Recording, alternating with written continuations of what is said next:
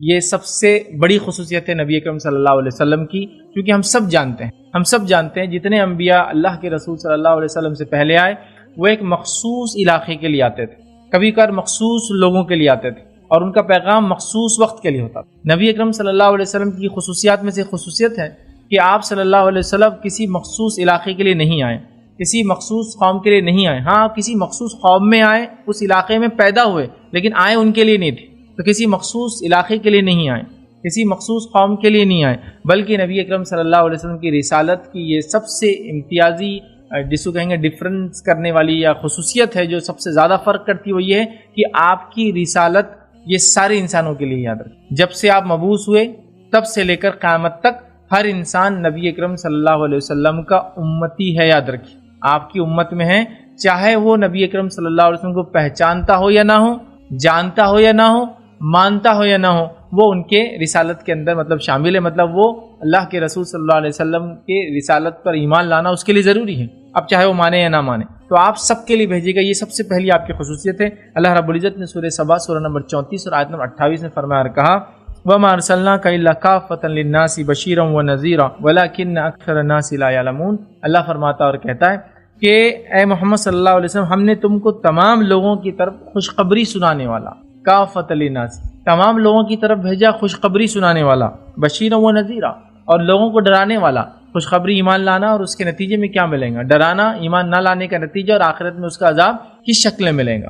تو آپ کو جو ہے خوشخبری سنانے والا اور ڈرانے والا بنا کر بھیجا۔ وَلَكِنَّ أَكْثَرَ النَّاسِ لَا يَعْلَمُونَ، لیکن اکثر لوگ اس چیز کو نہیں جانتے، اکثر لوگ۔ اور بہرحال یہ بات بالکل یہ آیت اپنی جگہ حق ہے کہ اکثر لوگ آج نبی اکرم صلی اللہ علیہ وسلم کی رسالت کو جانتے ہی نہیں، یا پھر یہ کہیے کہ ہم نے لوگوں کو بتایا نہیں کہ یہ نبی تمام انسانیت کے لیے بھیجے گئے آخری انتم پریشت ایدود میسنجر رسول پروفیٹ اپوسٹل جو بھی بولتے بہرحال مختلف زبانوں میں وہ ہے، مطلب اللہ کی طرف سے اپوائنٹڈ پرسن ہے، یاد رکھ، مصطفیٰ جس کو کہتے ہیں عربی زبان میں، ٹھیک، چنے ہوئے نبی ہے جو کہ سب کے لیے ہے، رسول ہے جو کہ سب کے لیے آخری ہے، ٹھیک۔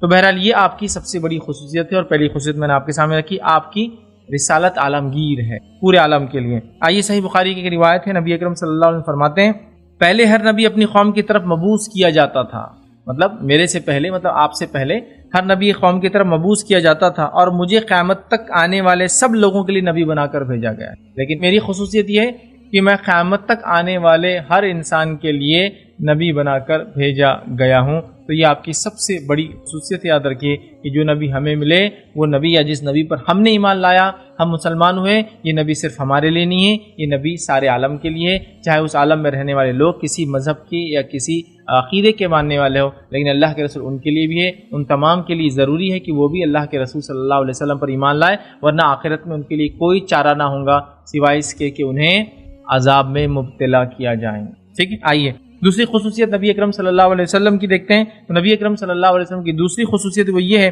کہ آپ کو تمام انبیاء پر برتری ملی، آپ کو تمام انبیاء پر فضیلت ملی، آپ کو تمام انبیاء پر ایک اونچا مقام ملا، یاد رکھیں۔ اور اس کی دلیل یہ ہے کہ اللہ رب العزت نے قرآن میں سورہ آل عمران سورہ نمبر 3 اور آیت نمبر 81 میں اس کی جو ہے بات بیان کی، اور دیکھیے آیت کا ترجمہ اس طرح سے اللہ فرماتا ہے اور جب اللہ نے پیغمبروں سے عہد لیا، اب یہ سب غائب کی بات ہوئی، تو اللہ فرما کہہ رہا ہے اور جب اللہ نے پیغمبروں سے عہد لیا کہ جب میں تم کو کتاب اور دانائی عطا کر دوں، میں جب تم کو کتاب اور حکمت عطا کر دوں گا، پھر تمہارے پاس کوئی پیغمبر یعنی محمد صلی اللہ علیہ وسلم، پھر تمہارے پاس کوئی پیغمبر یعنی محمد صلی اللہ علیہ وسلم آئے جو تمہاری کتاب کی تصدیق کرتے ہو، تو تمہیں ضرور اس پر ایمان لانا ہوگا۔ اور اللہ تعالیٰ انبیاءوں سے وعدہ لے رہا ہے، غائب کی بات ہے، ٹھیک ہے، کہ جب میں تم کو کتاب دے دوں اور حکمت دے دوں، اور پھر تمہارے پاس وہ نبی آئے، مطلب محمد صلی اللہ علیہ وسلم آئے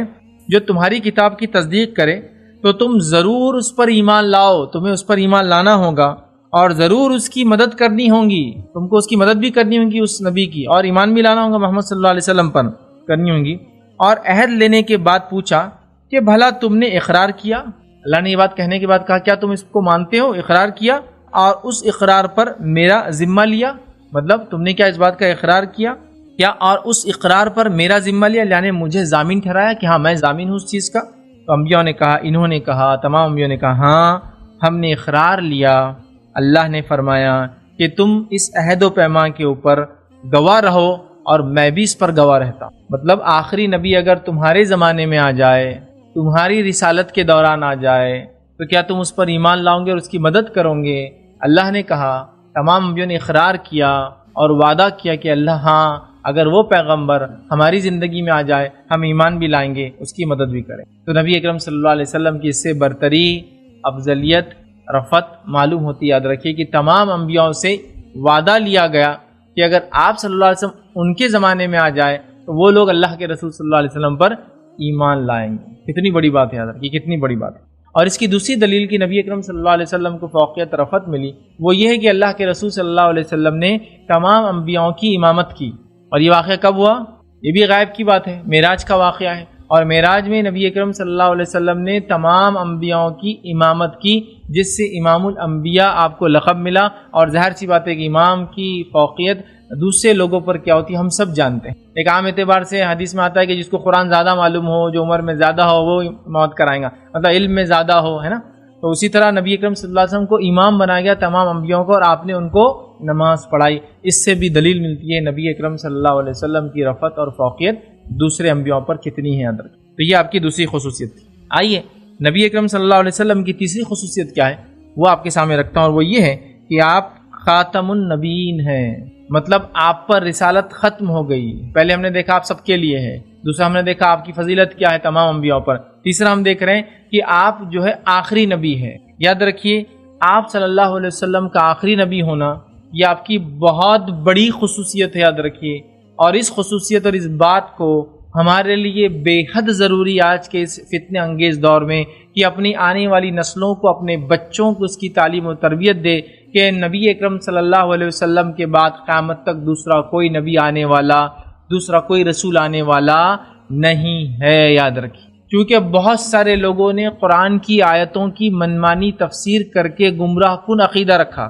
یہ بات کوئی نئی نہیں ہے، نبی اکرم صلی اللہ علیہ وسلم کی بعثت میں ہی دعویٰ ہو چکا تھا کہ اللہ کے رسول کے علاوہ بھی کوئی نبی ہے، نعوذ باللہ، یہ ہم دیکھ چکے ہیں۔ نبی اکرم صلی اللہ علیہ وسلم کے جانے کے فوراً بعد دنیا سے ابوبکر صدیق کے دور میں کئی جھوٹے نبی اٹھ گئے تھے، اور نبی اکرم صلی اللہ علیہ وسلم نے خود اپنی جو ہے حدیث میں فرمایا کہ قیامت تک 30 جھوٹے نبی آئیں گے، جس میں سب سے بڑا دجال ہوں گا اور 29 چھوٹے موٹے ہوں گے، باقی سمجھ رہے ہیں۔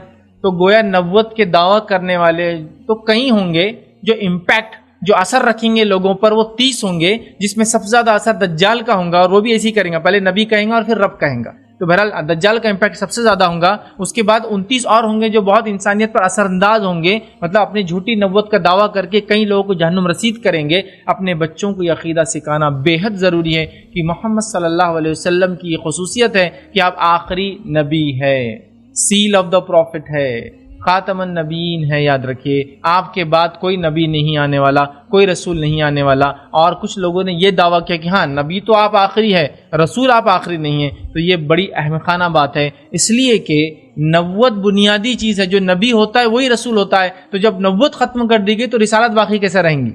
ہر رسول نبی ہوتا ہے، یاد رکھیے، تبھی وہ رسول ہو پاتا ہے۔ بغیر نبی ہوئے کہ وہ رسول نہیں ہو سکتا، رسول کوئی الگ چیز نہیں ہے۔ تو اگر کوئی کہے کہ اللہ کے رسول آخری نبی ہے لیکن آخری رسول نہیں، جو ایسا ہی ہوا ہے، یہ لوگوں نے جو بھٹکایا گمراہ ایسے ہی کیا ہے لوگوں، کیونکہ ان کو معلوم قرآن کی آیت کے خلاف تو وہ جا ہی نہیں سکتے۔ اللہ رب العزت دیکھیے قرآن میں کیا فرماتا ہے اور کہتا ہے، قرآن کی جو ہے سورہ احزاب سورہ نمبر 33 آیت میں 40 میں اللہ نے فرمایا رکھا، ما كان محمد ابا احد من رجالكم ولكن رسول اللہ وخاتم النبیین وكان اللہ بكل شيء علیم۔ اللہ فرماتا ہے، کہتا ہے کہ محمد تمہارے میں سے کسی مرد کے والد نہیں ہیں، اس لیے کہ رسول اللہ صلی اللہ علیہ وسلم کو کوئی لڑکا نہیں تھا۔ یہ اعلان ہو گیا کہ مردوں میں سے کسی کے نہیں، آپ کو لڑکیاں تھی، لڑکا نہیں تھا، مردوں میں سے کسی کے والد نہیں ہیں، بلکہ اللہ کے پیغمبر اور نبیوں کی نبوت کی مہر ہے۔ کیا فرمایا اللہ نے کہ وہ اللہ کے رسول جو ہے وہ خاتم النبیین ہے، ٹھیک ہے، کہ سیل آف دا پروفٹ، نبوت کی رسالت کی جو ہے وہ سیل ہے، یاد رکھیے، مہر ہے، یعنی ختم کر دینے والے ہیں، یاد رکھیے، اور اللہ ہر چیز سے واقف ہے۔ تو یہاں اس بات کا اعلان کر دیا گیا۔ تو اب خاتم النبیین کی بات تو ہو گئی، تو لوگ ایک نیا معاملہ لاتے ہیں تاکہ انسانیت کو گمراہ کرے، مسلمانوں کو گمراہ کرے، اور وہ ہے کہ رسالت باقی ہے، نبوت ختم ہو۔ تو میں یہ بتا دوں کہ نبوت بنیاد ہے رسالت کی، بنیاد ختم ہو جائے تو اصل اس کے بعد آنے والی بھی ختم ہو جاتی ہے، اس لیے کہ ہر رسول نبی ہوتا ہے، نبی ہوتا ہے تو رسول ہوتا ہے، نبی کوئی نہیں ہوگا تو پھر رسول کی بات ہی کہاں سے آئی؟ لیکن لوگوں نے ایسی احمقانہ باتیں کی اور انسانیت میں سے اکثر کو گمراہ کیا، گمراہ کر رہے ہیں، ہر آئے گئے دن ایرے غیرے اور نتو خیرے اعلان کر رہے ہیں کہ میں عیسیٰ ہوں، میں عیسیٰ ہوں، میں مہدی ہوں، میں نیا بھیجا گیا رسول ہوں. چونکہ معلوم نبی تو کوئی ماننے والا ہے نہیں، لیکن مسلمانوں اس چیز کو سمجھو، جب اللہ رب العزت یہ اعلان کر رہا ہے کہ آخری نبی ہے تو رسالت کی بات خود بخود ختم ہوئی، اس لیے کہ نبوت بنیاد ہے رسالت کی. ہر رسول نبی ہوتا ہے اور پھر رسول ہوتا ہے، یاد رکھیے. تو گویا انبیاء میں کچھ لوگ رسول ہوتے ہیں لیکن ہر رسول نبی تو ہوتا ہی ہے، یہ بات یاد رکھیے. تو اب نبی نہیں ہوں گا کوئی تو رسول کہاں سے آئیں گے؟ لیکن انہوں نے رسالت چالو رکھی، ابھی بھی یاد رکھیے. اور ہر آئے گئے دن پتہ نہیں کون کون جو اٹھ کر آ رہا ہے، میں مہدی ہوں، میں عیسیٰ ہوں، میں فلاں ہوں، اور قرآن و سنت کے دلائل لا کے دے رہا ہے. اور احمق قوم، احمق لوگ، بیوقوف لوگ پیچھے لگے ہیں، یاد رکھیے. اور بس دھڑلے سے ان پر ایمان لانے کا دعویٰ کر رہے ہیں، نہ اس کا ناک نقشہ برابر. چونکہ اگر مہدی کا دعویٰ کرے تو مہدی کی صفات کتاب و سنت میں آتی ہے، یاد رکھیے کہ مہدی کا ناک نقشہ کیسا ہوگا یہ تک آتی ہے، معلوم ہے. سمجھ رہے کہ چوڑی پیشانی کا ہوں گا، کھڑی ناک کا ہوں گا، یہاں پیشانی کی صاف، پوری صاف، سر کے بال بھی صاف، اور مہدی کا دعویٰ کر رہا ہے. بات میں کسی انسان کو جس کی ناک جو ہے دبی ہوئی ہے، بال نہیں، مذاق نہیں اڑا رہا ہوں، لیکن جب اللہ کے رسول نے مہدی کا بیورا دے دیا، تبصرہ دے دیا کہ دکھنے میں مہدی ایسا لگے گا، کھڑی ناک کا حامل ہوں گا، چوڑی پیشانی کا حامل ہوں گا، میرے نام سے اس کا نام ہوگا، میرے باپ جیسے نام اس کے والد کا نام ہوگا، مطلب اللہ کے رسول اس کا نام محمد ابن عبداللہ یا احمد ابن عبداللہ ہوگا.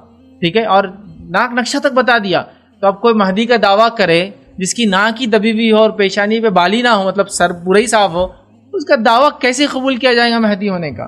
مطلب اتنے اوصاف بھی بتا دیے گا. پہلے مہدی کا دعویٰ کر رہے ہیں لوگ، یہ دعوے میں جب پختہ ہو جا رہے ہیں، 100 50 200 1000 لوگ، چونکہ آج کل انٹرنیٹ کا دور ہے، 2 4 5 ہزار فالوور تو ہی مل جاتے ہیں. اس کے بعد پھر ان کا نیکسٹ دعویٰ ہوتا ہے، کیا ہوتا ہے کہ میں عیسیٰ ہوں، ٹھیک ہے، یا میں نیا رسول ہوں، پھر کچھ تو بھی نیا. ٹھیک ہے، تو یہ درجات لوگ ایک کے بعد ایک جا رہے ہیں. ہمیں اپنے بچوں کو ایسے فتنوں سے بچانے کی سخت ضرورت ہے، یاد رکھیں. خیر آج عنوان نہیں ہے خاتم النبیین کا، لیکن بہرحال آپ کی خصوصیت ہے، آپ آخری نبی ہے جو انسانیت کی طرف بھیجے گیا. در کے صحیح بخاری اور صحیح مسلم کی حدیث ہے، نبی اکرم صلی اللہ علیہ وسلم نے فرمایا، میری مثال اور تمام انبیاء کرام کی مثال جو مجھ سے پہلے آ چکے ہیں اس آدمی کی طرح ہے جس نے ایک مکان بنایا اور اس مکان کو بہت اچھا اور خوبصورت بنایا، لیکن مکان کے ایک کونے میں ایک اینٹ کی جگہ خالی رہ گئی. لوگ اس مکان کے اطراف چکر لگانے لگے، گھومنے لگے، اور مکان ان کو بڑا اچھا لگا، اور وہ مکان بنانے والے کو یہ کہنے لگے کہ تم یہ آخری اینٹ بھی کیوں نہ لگا دو، مطلب یہ آخری اینٹ بھی اٹیچ کر دو، ٹھیک ہے، اینٹ کیوں نہ رکھ دی. آپ صلی اللہ علیہ وسلم فرمایا وہ اینٹ جو آخری اینٹ بات ہو رہی وہ میں ہی ہوں، میں خاتم النبیین ہوں، میں آخری نبی ہوں، میرے بعد کوئی نبی نہیں آئیں گا، مطلب رسول بھی نہیں آئیں گے، نیچرل ہے. تو آپ نے بتا دی اور اپنی مثال دی کہ تمام انبیاءوں نے کام ایک مشن کر کے گئے، گویا گھر بن رہا ہے اور میں آخری اینٹ ہوں، بس میرے لگنے سے پرفیکٹ ہو گیا معاملہ پورا. اللہ نے اپنی حجت انسانیت پر قائم کر دی، قیامت تک اب میرے علاوہ کوئی نہیں آئیں گا، مطلب آخری اینٹ تھی، اب کوئی اینٹ لگنے کی جگہ نہیں ہے. لیکن لوگ یہ مثالوں کو بھی احمقانہ طریقے سے توڑنے کی کوشش کرتے، نہیں یہ بات تو ٹھیک ہے گھر تو پورا ہوگا لیکن باؤنڈری وال باقی تھی. یہ سب احمقانہ، بد دماغانہ، ان کی اپنی بنائی ہوئی دلیلیں میرے بھائیوں. اللہ کے رسول کو جو بتا دے کہ مثالیں ہوتی بات سمجھانے کے لیے، بات سمجھ میں آ گئی مثال ختم ہو. اب مثال پر آپ نئے نئے پہاڑ کھڑے کریں گے یا اس پہ نئی نئی تعمیرات کریں گے، درست نہیں. ایک بات سمجھانے کے لیے کہی جاتی، بات سمجھ میں آ گئی، اب مثال ختم. اب مثال پہ بحث نہیں ہوگی، بات پہ بحث کرو کرنا ہے، لیکن اب مثالوں پہ بحثیں چالو ہیں. نہیں ایسا کیسا ہوتا، ایک اینٹ فلاں ہو سکتی، تھوڑی رہتی فلاں ہے، وہ اینٹ کا گارا ایسا رہتا، یہ سب باتیں پھر عقلی ہے.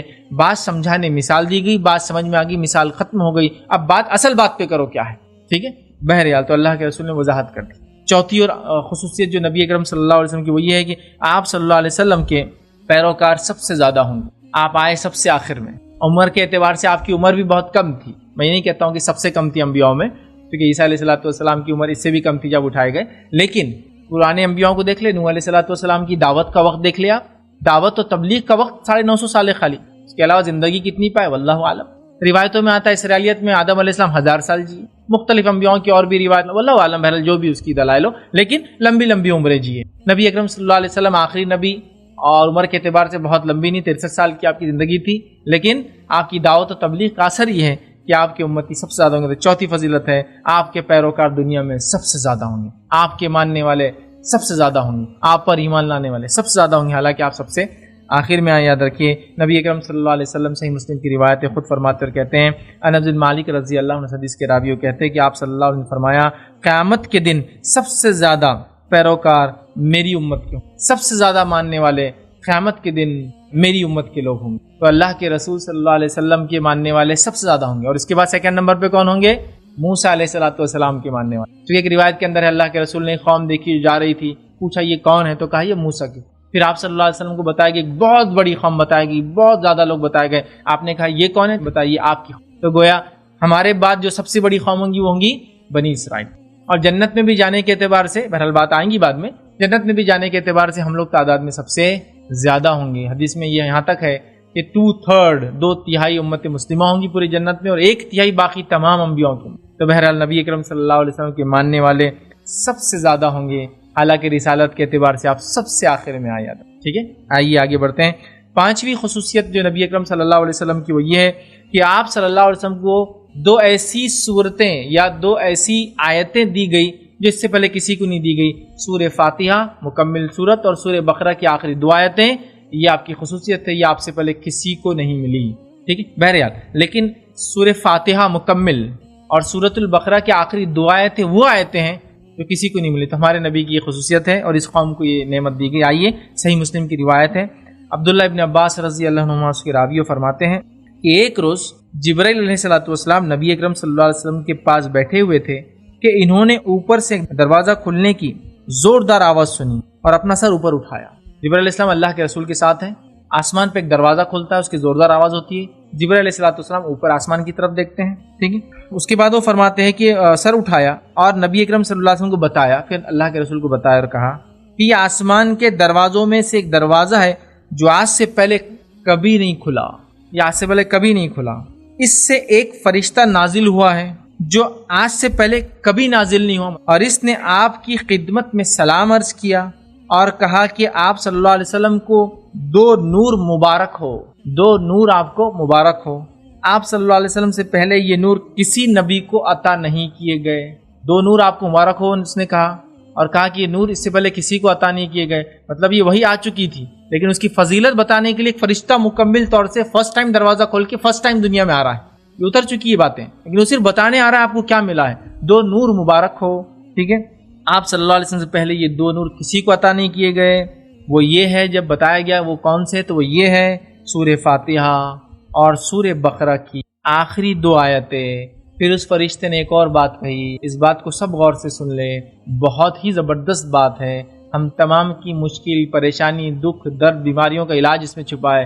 پھر اس فرشتے نے فرمایا، مزید کہا، آگے فرمایا کہ جو شخص یہ 2 آیت پڑھے گا، سورہ بقرہ کی 2 آیت، جو شخص یہ 2 آیت پڑھے گا اسے اس کی مانگی ہوئی چیز ضرور عطا کر دی جائیں گی۔ گویا یہ 2 آیتیں وسیلہ ہے دعا کے لیے۔ سورہ بقرہ کی آیت نمبر 285 اور 286، آمن الرسول بما انزل الیہ من ربی والمؤمنون، جو یہاں سے شروع ہوتی ہے، اور اس کے بعد یہ لاسٹ 2 آیتیں ہیں قرآن کے سب سے بڑے سورے کی آخری 2 آیتیں۔ سورہ بقرہ سورہ نمبر 2 آیت نمبر 285 286، فرشتے نے بشارت دی کہ 2 نور آپ کو دیے گئے، اور 2 نور میں سے ایک نور جو سورہ بقرہ کی آخری 2 آیتیں ہیں، اس نور کی فضیلت یہ ہے کہ جو شخص یہ 2 آیتیں پڑھے گا اور تو اس کی مانگی ہوئی چیز اس کو ضرور دے دی جائیں گی۔ تو وسیلہ بنائیے ان 2 آیتوں کو اللہ کے سامنے اور اس کے بعد دعا کیا کی۔ یہ طریقہ ہمیں پتہ چل گیا کہ ان کی رد نہیں ہوتی۔ اب رد نہیں ہوتی کا اس کا کیا مطلب ہے؟ میں تو 2 سال سے یہ دعا کر رہا ہوں، یہ آیت پڑھ کے دعا کر رہا ہوں، قبول نہیں ہو رہی، تو یاد رکھ لیجیے دعائیں قبول ہونے کی 3 شکلیں ہوتی ہیں۔ کتنی؟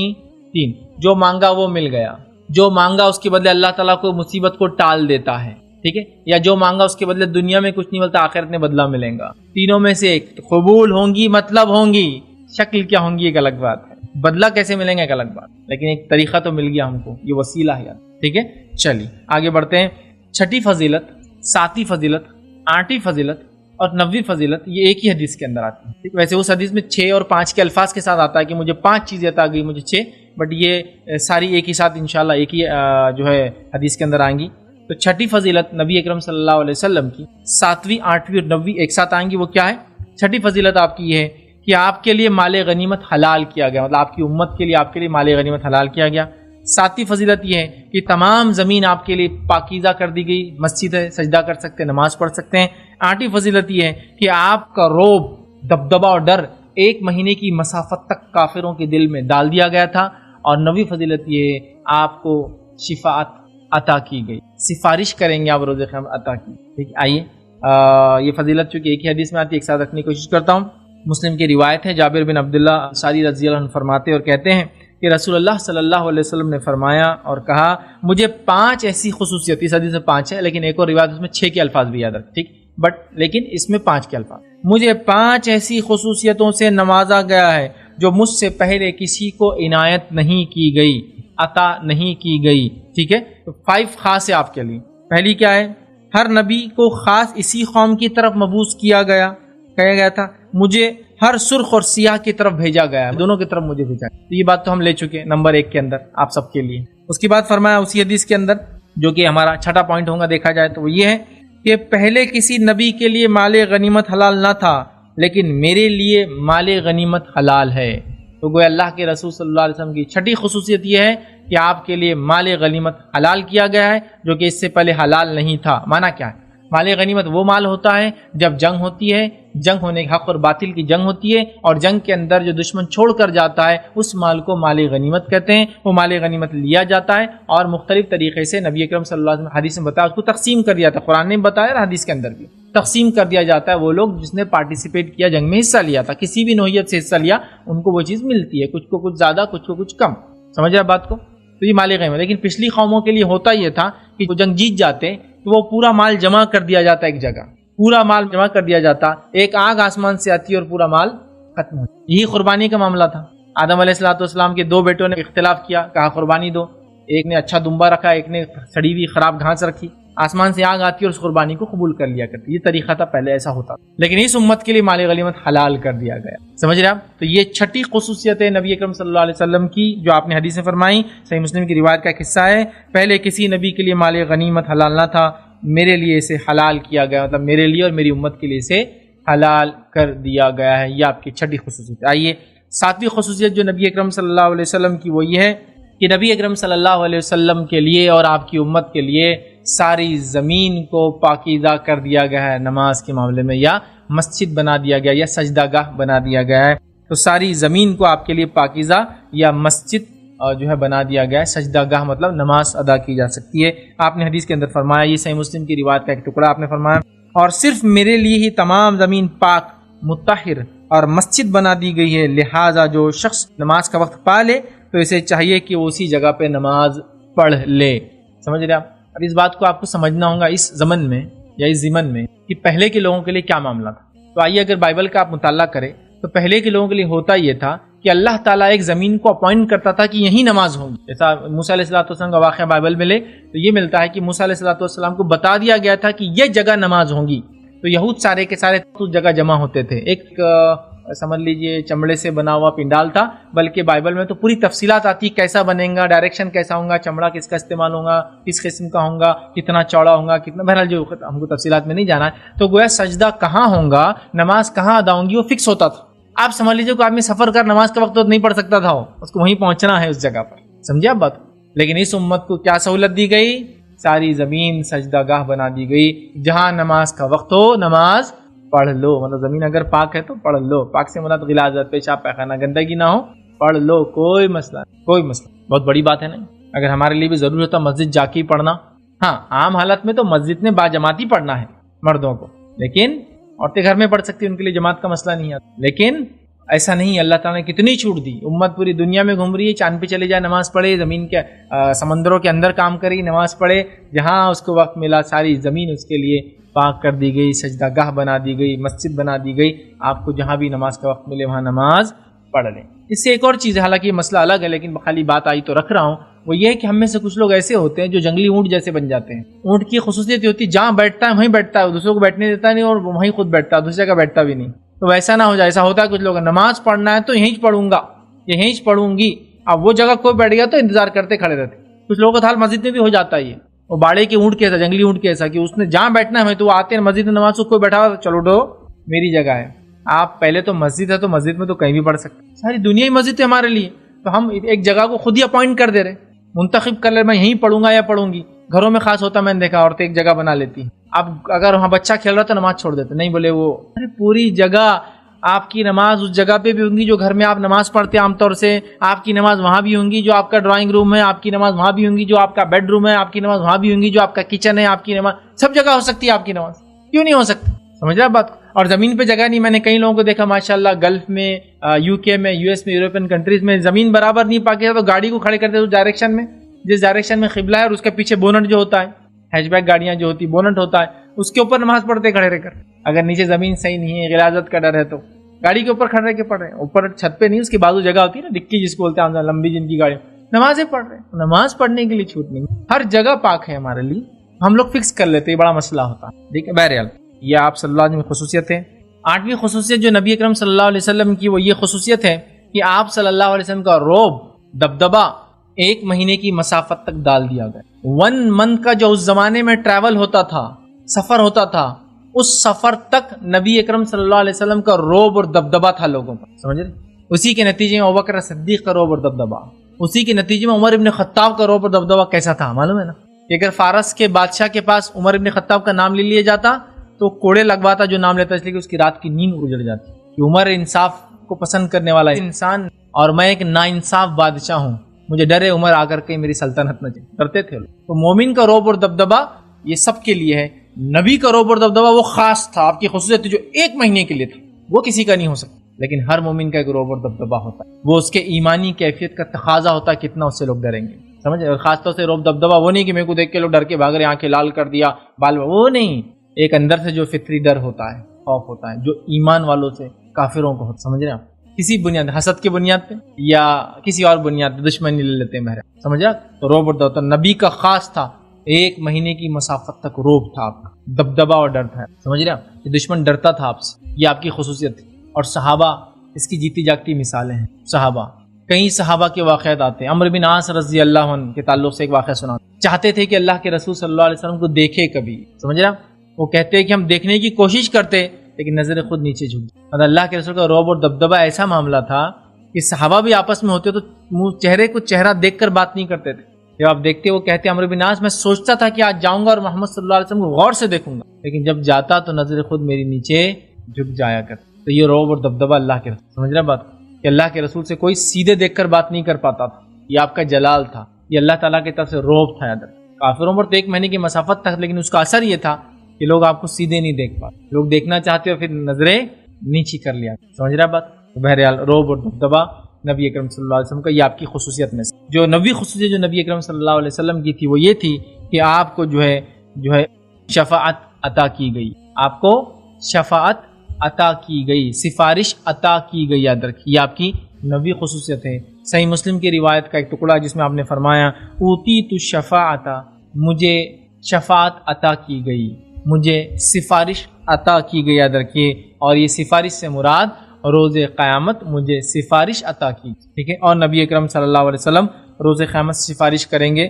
جامع ترمذی کی ایک روایت میں اور بھی تفصیلات آتی ہے. آپ فرماتے اور کہتے ہیں مجھے اختیار دیا گیا ہے کہ میں شفاعت کو اختیار کر لوں یا اپنی نصف امت میں جنت میں داخل کر لوں. مجھے اختیار دیا گیا تھا دنیا میں، یا تو میں شفاعت کو اختیار کروں، سفارش بننا اختیار کروں، یا ابھی آپ کو بول دیا جا رہا تھا کہ آدھی امت جنت میں جائیں گی اور آدھی نہیں جائیں گی. سمجھ رہا؟ تو نبی اکرم صلی اللہ علیہ وسلم نے اس کو قبول آدھی والی کو نہیں کیا اور شفاعت کو قبول کیا. نہیں، میں سفارش کروں گا روزے. کیونکہ اللہ کے رسول کو امید تھی کہ سفارش کے ذریعے زیادہ لوگ جنت میں جائیں گے آدھے سے، اس لیے کہا کہ آدھا مجھے ابھی دے دیا تھا گارنٹی کہ آدھی چلے جائیں گی، تو میں نے نہیں قبول کی. میں نے کہا نہیں، میں سفارش کروں گا، شفاعت کروں گا روزے قیامت اور مجھے یہ دیا جائے. سمجھ رہے؟ تو آپ فرماتے شفاعت کو اختیار کر لوں یا اپنی نصف امت کو جنت میں داخل کر لوں. تو میں نے شفاعت کو اختیار کر لیا.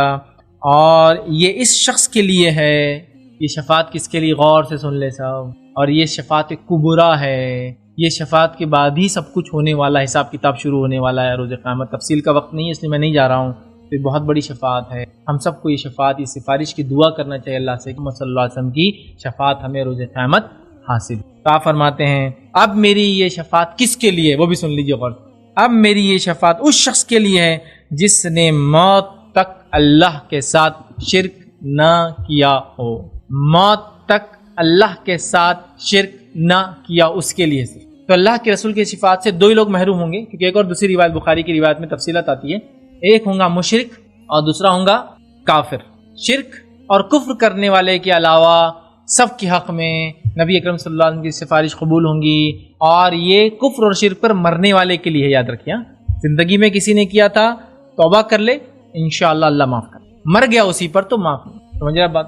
اور اس تعلق سے روایت کیا آتی ہے، نبی اکرم صلی اللہ علیہ وسلم کو شفاعت کا حکم دیا جائے گا، نبی اکرم صلی اللہ علیہ وسلم کو شفاعت کے الفاظ سکھائے جائیں گے، آپ اللہ کے سامنے سجدے میں گر جائیں گے، جتنے دیر اللہ چاہیں گا وہ الفاظ ادا کریں گے جو اللہ نے سکھائیں گے، پھر اللہ ہی بتائیں گا کس کی شفاعت کرنا ہے، نبی اکرم صلی اللہ علیہ وسلم اٹھ کے اتنے لوگوں کی شفاعت کر دیں گے، پھر اس کے بعد پھر آپ سجدے میں گر جائیں گے، اتنی دیر تک گرے رہیں گے اور دعائیں کرتے رہیں گے جب تک کہ اللہ چاہیں گا، پھر اللہ کہیں گے محمد اٹھو سفارش کرو، قبول کیے جاؤں گے، پھر آپ اٹھیں گے، پھر شفاعت کریں گے، لیکن مخصوص طبقے ہوں گے وہ بھی چلے جائیں گے اور ہوتے رہیں گے اور ہوتے رہیں گے، اور لوگ جاتے رہیں گے اور جو لوگ جنت میں جاتے رہیں گے حتیٰ کہ جب آخری بار نبی اکرم صلی اللہ علیہ وسلم یہ کریں گے اور اس کے بعد پھر کرنے کی کوشش کریں سجدہ، تو اللہ بتائیں گے اے محمد صلی اللہ علیہ وسلم اب مشرک اور کافروں کے علاوہ کوئی باقی نہ رہا، مطلب اب تمہاری سفارش قبول نہیں ہوں گی۔ نبی اکرم صلی اللہ علیہ وسلم کی شفاعت کے مستحق ہم سب بنیں گے انشاءاللہ، ان کی امتیوں میں سے سب بنیں گے جو ایمان پر مرے اور کفر اور شرک پر نہ مرے ہوں، کفر اور شرک پر مریں گے چاہے دعویٰ جو بھی تھا صفات نہیں ملے، یہ بات غور سے ہم سن۔ چلیے آئیے آگے بڑھتے ہیں۔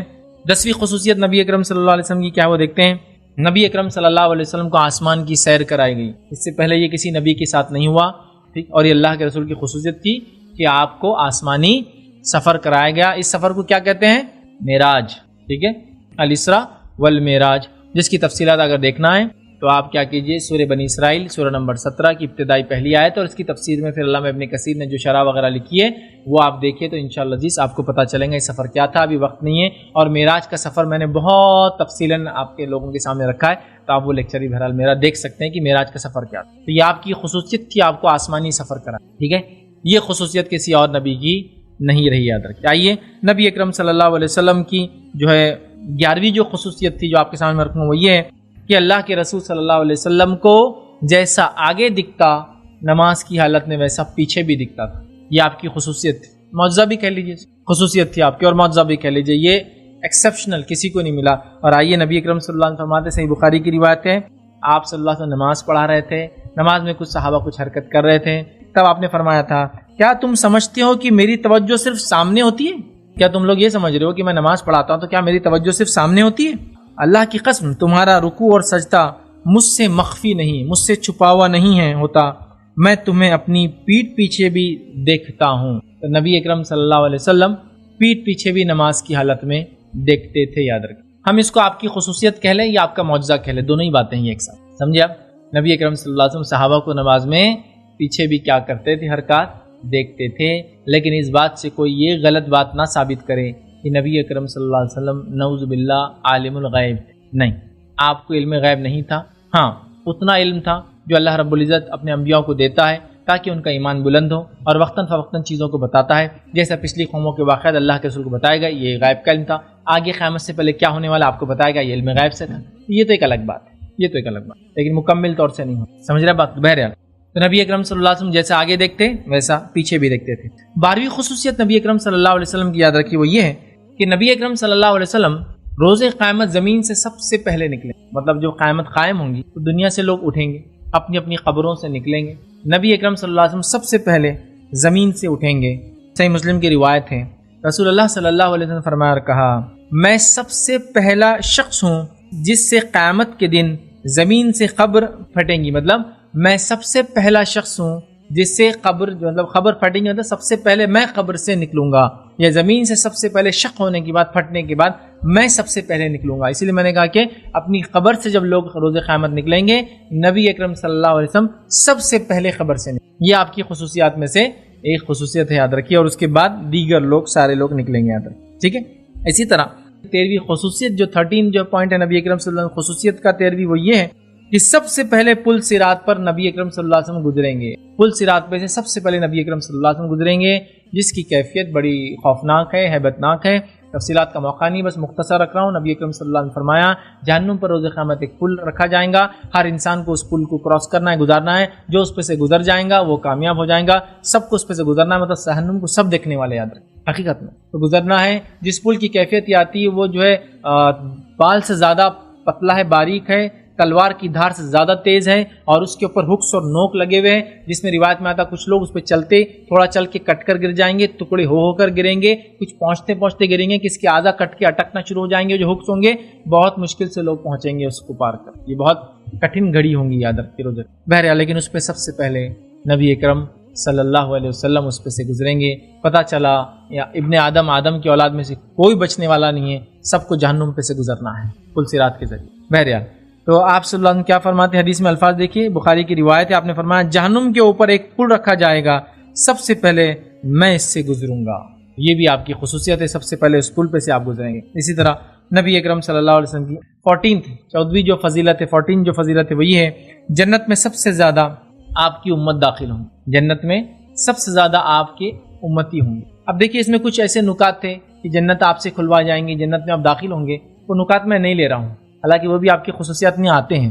میں اس کو اس لیے چھوڑ رہا ہوں کہ کچھ مختلف روایتیں آتی ہیں جن کی وجہ سے یہ روایتیں چونکہ آپس میں ایک دوسرے سے متضاد دکھتی, اپوزٹ دکھتی ہے, لیکن ظاہر سی بات ہے اس میں تطبیق کا اصول لاگو ہوتا ہے.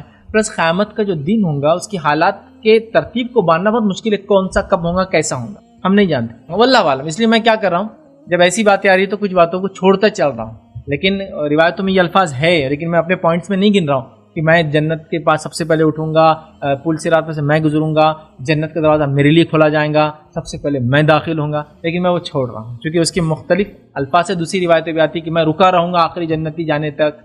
ٹھیک ہے, تو بہرحال چونکہ وہ قیامت کا معاملہ ہے, غائب کا معاملہ کیسا ہوگا واللہ عالم, اس لیے میں اس کو چھوڑتا چل رہا ہوں. بہرحال چلیے, تو 14 پوائنٹ یہ کہ جنت میں سب سے زیادہ میری امت ہوں گی. آئیے نبی اکرم صلی اللہ علیہ وسلم فرماتے ہیں, جامع ترمذی کی روایت آپ نے فرمایا جنتیوں کی 120 صفیں ہوں گی. مطلب جنتیوں کو جب تقسیم کیا جائے گا تو 120 ان کی صفیں بنیں گی. اس میں سے آپ فرماتے ہیں 80 صفیں میری امت کی ہوں گی, امت محمدیہ کی ہوں گی, اور 40 صف میں باقی تمام انبیاءوں کی امت. تو گویا اگر اس کو بانٹ لیا جائے میتھمیٹکس کے اصول کے مطابق, تو اگر بانٹا جائے تو 2/3 جنت امت محمدیہ ہوں گی, 80 صفیں 120 میں سے, اور 40 صف مطلب 1/3, مطلب ایک چیز کو 3 میں بانٹ دیا جائے تو 2/3 امت محمد جنت بنیں گی, 1/3 آدم علیہ الصلوۃ والسلام سے لے کر تو عیسیٰ علیہ الصلوۃ والسلام تک ماننے والوں کی امت. سبحان اللہ. تو یہ آپ کی خصوصیت ہے اور آپ کی امت کی خصوصیت ہے, یاد رکھیں. آئیے 15 والا پوائنٹ, 15واں پوائنٹ جو نبی اکرم صلی اللہ علیہ وسلم کی خصوصیت وہ یہ ہے کہ نبی اکرم صلی اللہ علیہ وسلم کی آنکھیں سوتی تھی,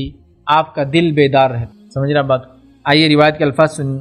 عائشہ رضی اللہ عنہا فرماتی ہے اور کہتی ہے, بخاری کی روایت ہے, آپ صلی اللہ علیہ وسلم سے انہوں نے سوال کیا, پوچھا, استفسار کیا, سوال کیا اور پوچھا, اے اللہ کے رسول صلی اللہ علیہ وسلم آپ وتر پڑھنے سے پہلے سو جاتے ہیں؟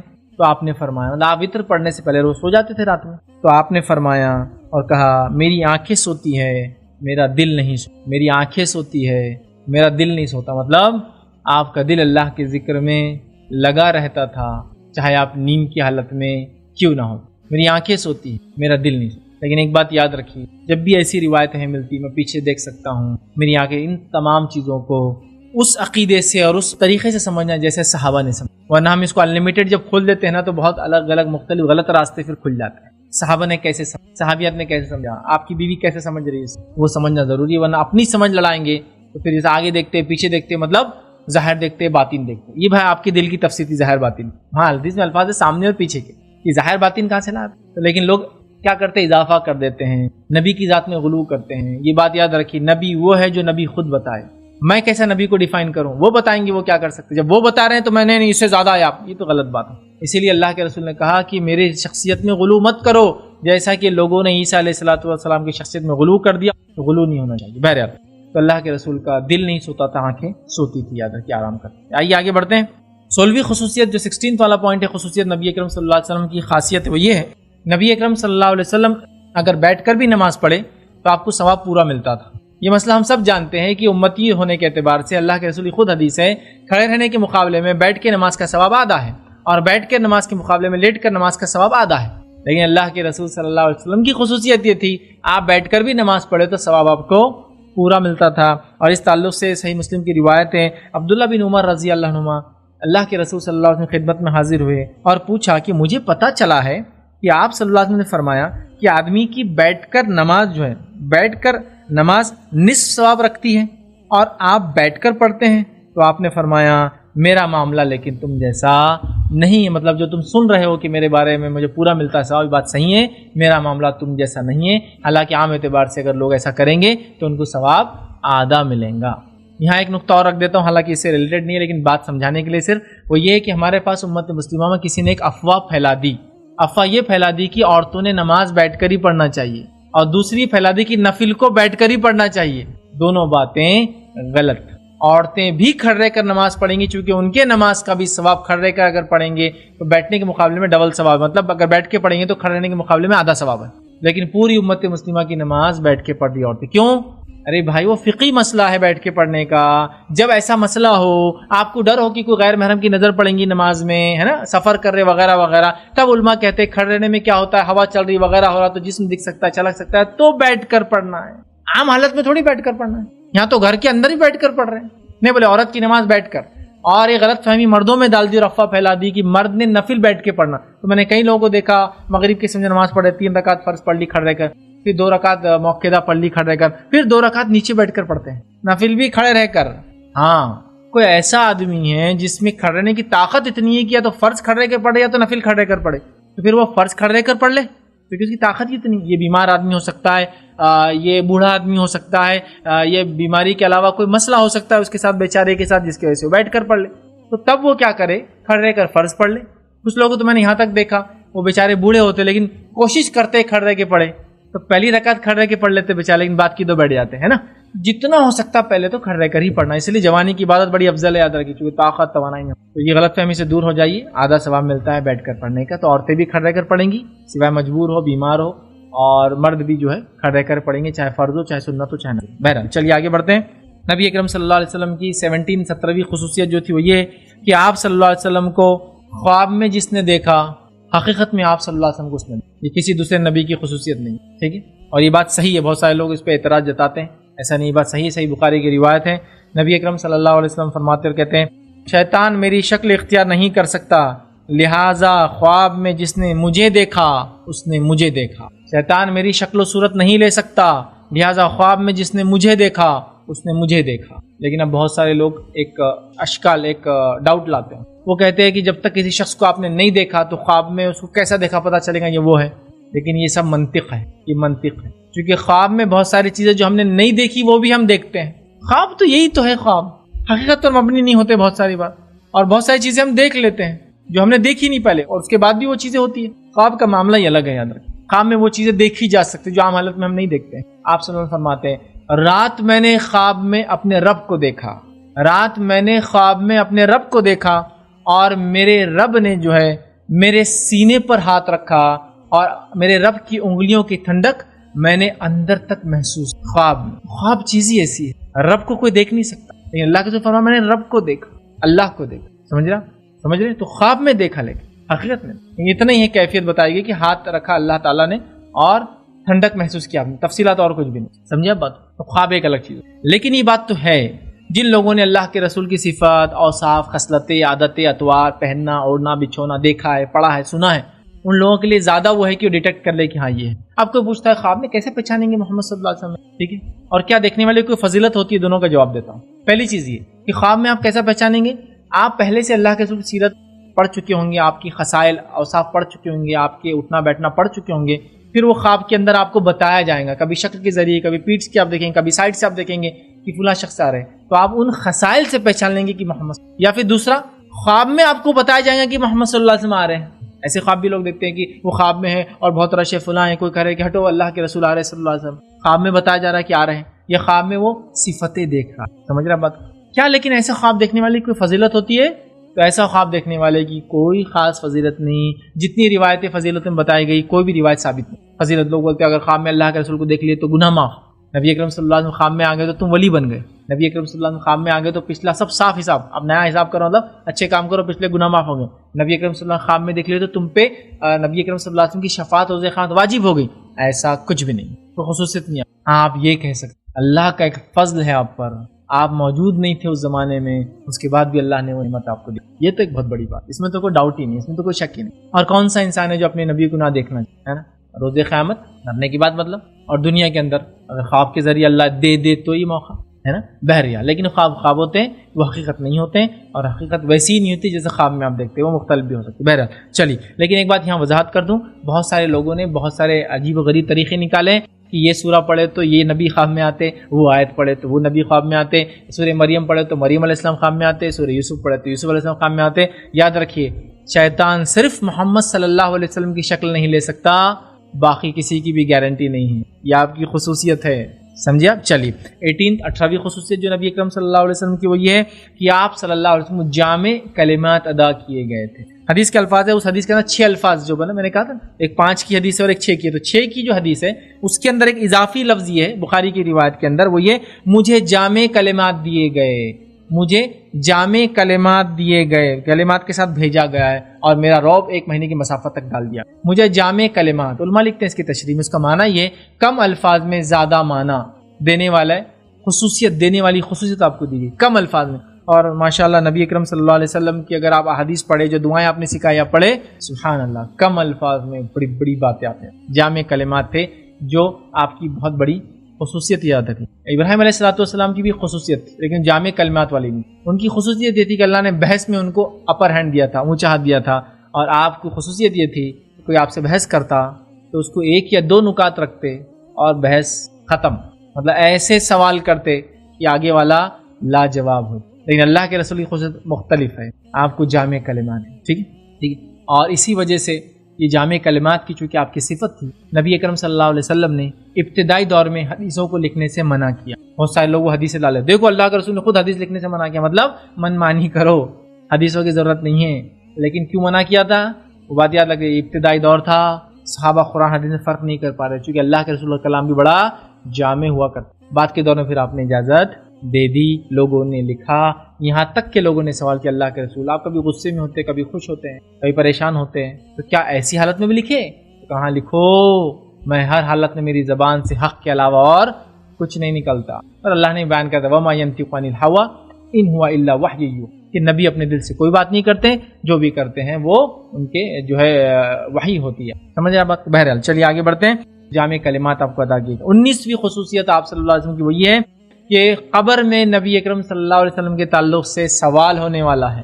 3 سوال قبر میں ہونے والے ہیں، من ربو کا، من نبیو کا، ما دینو کا. ٹھیک ہے، تیرا رب کون تھا، تیرا نبی کون تھا، اور تیرا دین کیا تھا. ٹھیک، یا پھر کچھ روایت میں آتا جو ہے کہ یہ انسان کون ہے، یہ شخص کون ہے، سوال ہوگا من حاضر رجل، یہ انسان کون ہے، اور نبی اکرم صلی اللہ علیہ وسلم بتائے جائیں گے کہ یہ انسان کون ہے. اور مومن کہیں گا کہ محمد صلی اللہ علیہ وسلم ہے، یا میرے نبی محمد صلی اللہ علیہ وسلم ہے. اور منافق اور کافر کہیں گے، منافق کہیں گا لوگ کہتے تھے کہ نبی اکرم صلی اللہ علیہ وسلم میرے نبی ہے، اور منافق کہیں گا ہاں لا ادری، میرے کو نہیں معلوم، میرے کو. تو آپ کے تعلق سے ایک مکمل کوشچن ہے، یاد رکھیے آپ کی خصوصیت ہے کہ قبر میں آپ صلی اللہ علیہ وسلم کے تعلق سے سوال کیا جانے والا ہے. حالانکہ یہ بات بھی اس عنوان سے متعلق رکھ دوں، قبر کے اندر مکمل طور سے 3 سوال ہونے والے ہیں. 3 سوال کے بعد ایک چوتھا سوال بھی ہے قبر کا. ابو داؤد کی روایت اور بخاری کی روایت میں آدھے الفاظ دونوں کے آتے ہیں، مطلب ایک سوال کے آدھے الفاظ آتے ہیں. کیا سوال ہے وہ چوتھا؟ حالانکہ وہ پوچھا نہیں جائیں گا، وہ 3 سوال کے جواب کے بعد پوچھا جائے گا، وہ بھی ایک سوال رہیں گا. کیا سوال رہیں گا؟ جب مومن بندہ 3 سوال کے جواب دے دیں گا صحیح، میرا رب اللہ ہے، میرے نبی محمد صلی اللہ علیہ وسلم اور میرا دین اسلام ہے، تو فرشتہ چوتھا سوال کریں گا. وہ آدمی سے کیا پوچھیں گا؟ دیکھو سوال کے جواب کہاں سے ملے، کہاں سے معلوم ہوئے. تو میں یہ اس لیے بات رکھ دے رہا ہوں کہ بھائی کون سے گائیڈ میں آنسرز ہے معلوم ہونا چاہیے نا. لوگ پوچھتے ہیں کہاں سے پڑھ رہے تم، کون سے ایگزام میں ایسا، وہ اب کہاں سے تمہیں پتہ چلے، تاکہ ہم کو پتہ چل جائے کہاں سے پتہ چلنے والے. تو وہ بندہ کہیں گا مومن میں قرآن پڑھتا تھا اور اس پر ایمان لایا تھا اور اس کی میں تصدیق کرتا تھا، تو گویا قرآن وہ گائیڈ بک تھی، وہ سلیبس تھا جو وہ پڑھ کر آیا تھا، جس کے نتیجے میں اس کو 3 کوشچن جو قبر میں پوچھے جانے والے تھے، تینوں کے صحیح جواب مل گئے. اس لیے میں رکھ رہا ہوں. چوتھا سوال سوال کی شکل میں نہیں ہے، لیکن 3 سوال کے جواب دینے کے بعد پوچھا جائے گا. اور کافر سے بھی ہونے والا ہے، جب 3 سوال کے جواب وہ نہیں دے پائیں گا تو ایک گز لے کر فرشتہ اس پہ بٹھا دیا جائے گا، جو گونگا اور بہرا ہوں گا. روایت میں آتا ہے کہ روایت میں آتا ہے 2 ہتھوڑے لے کر، واللہ عالم جو بھی بہرحال، ایک ہتھوڑے یا گز لے کر وہ اس گز اور ہتھوڑے کو اٹھائیں گا. روایت میں آتا ہے کہ میں دونوں کنپٹیوں پہ وہ ہتھوڑا ماریں گا، جس سے وہ اتنا چلائیں گا کہ دنیا میں زمین و آسمان کی تمام مخلوق آواز سنیں گی سوائے جنوں اور انسانوں کو چھوڑو. اور ایک روایت میں وہ گز اٹھا کے سر پہ ماریں گا. دونوں روایت میں سر کا، ایک میں کنپٹی اور ایک میں سر ہے. بہرحال تو 19 آپ کی خصوصیت. آئیے 20ویں خصوصیت جو نبی اکرم صلی اللہ علیہ وسلم کی وہ یہ ہے کہ نبی اکرم صلی اللہ علیہ وسلم کو روز قیامت مقام وسیلہ عطا کیا جائے گا. مقام وسیلہ، ٹھیک ہے، وسیلہ عطا کیا جائے گا. اور وسیلہ جو سواد سے آتا ہے وہ بیچ میں کسی کو سفارشی بنانے کے معنی میں ہوتا ہے. یہ وسیلہ ایک مقام کا، ٹھیک. تو اللہ کے رسول کو وسیلہ ملیں گا جو کہ مقام محمود کی پیک پر ہے. سمجھ رہا؟ اور مقام محمود جنت الفردوس کی پیک پر ہے. جنت عرش کے نیچے پھیلی ہے، جنت کے بیچ کا سب سے اونچا حصہ ہے فردوس. اس لیے حدیث میں کہا کہ فردوس مانگو، بیچ کا ہے عرش کے اور سب سے اونچا ہے. فردوس کے اندر محمود اور اس کا سب سے پیک، اور محمود کی پیک وسیلہ، جس پہ انشاءاللہ نبی اکرم صلی اللہ علیہ وسلم، سمجھ رہا؟ تو وسیلہ یہ آپ کو عطا کیا جائیں گے، یہ آپ کی خصوصیت ہے، ٹھیک ہے، اور یہ سب سے اعلیٰ مقام ہے۔ قرآن میں اللہ رب العزت نے اس طرح اشارہ کیا، سورہ بنی اسرائیل سورہ نمبر 17 آیت نمبر 79 میں اللہ نے فرمایا 79 میں، عسیٰ ان یبعثک ربک مقام محمودا، قریب ہے کہ آپ کا رب آپ کو مقام محمود عطا کرے۔ اور اس کے علاوہ نبی اکرم صلی اللہ علیہ وسلم نے ایک دعا سکھائی جو بخاری کی دعا ہے، مشہور معروف دعا ہے، اذان کے بعد وہ دعا ہم پڑھتے ہیں، جس کے اندر اللہ کے رسول صلی اللہ علیہ وسلم کے لیے وسیلہ مانگتے ہیں۔ لیکن کتنی افسوس کی بات ہے، چونکہ ہم عربی نہیں جانتے، ٹھیک ہے، یا ہم عربی نہیں جانتے تو کم از کم اس کا معنی پڑھ لیتے، تو ہم معنی بھی پڑھنا نہیں چاہتے۔ دین کا معاملہ ایسا ہے کہ ہم کچھ نہیں سمجھنا چاہتے، حالانکہ دنیا کا معاملہ یہ کہ اگر کوئی آپ کو لا کے دے دے کہ بھائی یہ پتہ نہیں آج سے 5000 سال پہلے بولی جانے والی ایک زبان کے اندر نقشہ ہے خزانے کا، تو برابر ٹرانسلیٹ کر کے لا لیتا، اس کو ترجمہ کر کے لا لیتا، بھائی نقشہ خزانے کا تو ڈھونڈنا پڑے گا۔ یا آج کے دور میں لا لے عبرانی زبان کا، کوئی سوریانی یا ایسی زبانیں جو بولی جاتی ہیں، کم بولی جاتی ہے، برابر لا لیں گے ڈھونڈ۔ عربی کا معاملہ ایسا ہے کہ بھائی ایمان تو لا ہی لیے تو جنت تو ہی واجب انشاءاللہ، باقی چیزیں دیکھی جائیں گی۔ پڑھنا کا معاملہ نہیں نا، مزاجی نہیں پڑھنے کا، بلکہ قرآن سے دور کیا تھا۔ یہ جو میں آپ کو دعا بتا رہا ہوں، یہ دعا میں نے کئی لوگوں سے سنی، اور لوگ کیا بولتے ہیں، اذان کے بعد اللہ کے رسول سے وسیلہ مانگنا ہے، بولے تو اس سے ہم کو فلاں ہوتا، تو بولے وسیلہ تو ثابت ہے، یہ دعا ہے اذان کے بعد کی، لیکن اللہ کے رسول سے وسیلہ نہیں مانگا جاتا، اس میں اللہ کے رسول کے لیے وسیلہ مانگا جاتا۔ سبحان اللہ، کتنا فرق ہے۔ تو لوگ یہ دعا کو بولتے، دیکھو 5 بار اذان ہوتی، 5 بار اذان کے بعد یہ دعا پڑھنا ہے، بولے اللہ کے رسول کا وسیلہ مل جاتا، بولے ارے اللہ کے رسول کے وسیلے کے لیے دعا نہیں، اللہ کے رسول کو وسیلہ ملے اس کی دعا ہے، وہ وسیلہ سیل والا ہے، کیونکہ معنی نہیں پڑھتے ہیں۔ دیکھیے دعا کیا ہے، ہم سب پڑھتے ہیں اللہم رب هذه الدعوة التامة والصلاة القائمة آتی محمدا الوسیلة والفضیلة وبعثه مقاما محمودا الذی وعدته۔ اب دیکھیے اس کا ترجمہ یہ ہے کہ یا اللہ اس توحید کے مکمل دعوت والا اذان اور قائم ہونے والی نماز کے پروردگار رب محمد صلی اللہ علیہ وسلم کو وسیلہ بزرگی اور مقام محمود عطا کر، جس کا تو نے ان سے وعدہ کیا ہے۔ تو اللہ کے رسول کے لیے وسیلہ مانگا ہم نے، اللہ کے رسول سے وسیلہ نہیں، لیکن لوگ اس دعا کو پڑھ